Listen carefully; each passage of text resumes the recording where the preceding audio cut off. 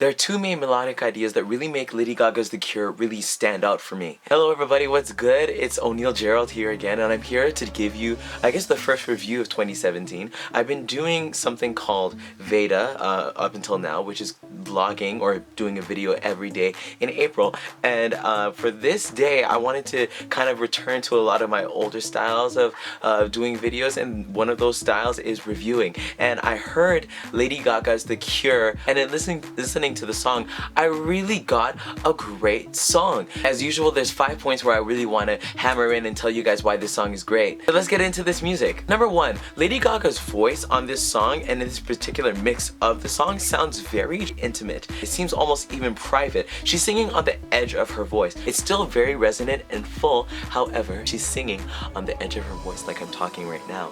And you can hear all of her vowels and you can hear everything. However, it's very pulled back and it's intimate but full. The way that she's singing now is particularly different than we usually hear her. We usually hear her vowels being very sharp and extreme, and her jaw getting very tense at times, like rah rah rah rah rah, or like perfect illusion. They're very tall and wide and like, but this one was very talky. It was very subtle, her vowel shapes and her consonants. Number two, we got some amazing melodic ideas. In fact, there's two melodic ideas that I really want to highlight. The downward shape of the verse. It's almost call and response in the way that it's written, because you got the da da da da da da da, and then on the other side you got the da da da da da da da. Rhythmically they're the same, however, because they're still going down, it makes the listener want to travel downstairs with Lady Gaga's voice. Da da da da da da da da da da da da. And then in the chorus we've got Lady Gaga's voice again being featured in a peculiar way. She's flipping into her head voice and then coming back down with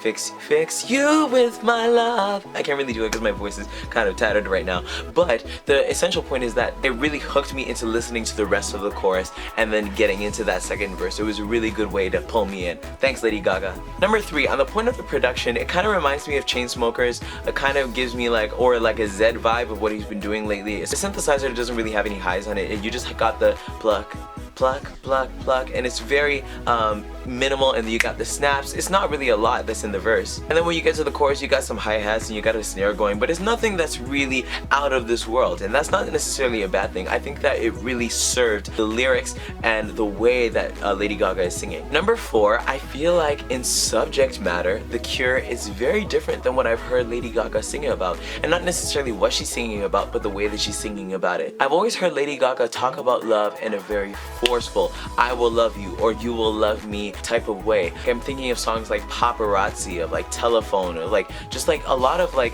and it's also reflected in the production. It's very high and it's very forceful, but I found The Cure to be very pulled back, almost giving me a little bit of A Million Reasons. Like I feel like Lady Gaga has taken like a little bit of not a sharp turn, but a little bit of a curve in the way that she's doing her music now. She's really just gliding and floating in a very sensual way on The Cure. Even in the language is very soft. You hear words like lullaby, asleep, desire, cover. It's very, very sensual, and I've never really heard Lady Gaga talk about love in that way with the music that she does. I actually haven't fully listened to her last album. I'm probably gonna have to listen to that to really get a context of where Lady Gaga is in her headspace, because this song was written very, very sensually. Like it's not really forceful or sexual, and I really like that. And that leads me to the fifth reason, which is really a question. I'm really wondering why Lady Gaga is having a change in this sound, and this is probably where you guys would come in and let me know in the comments. I feel like Lady Gaga,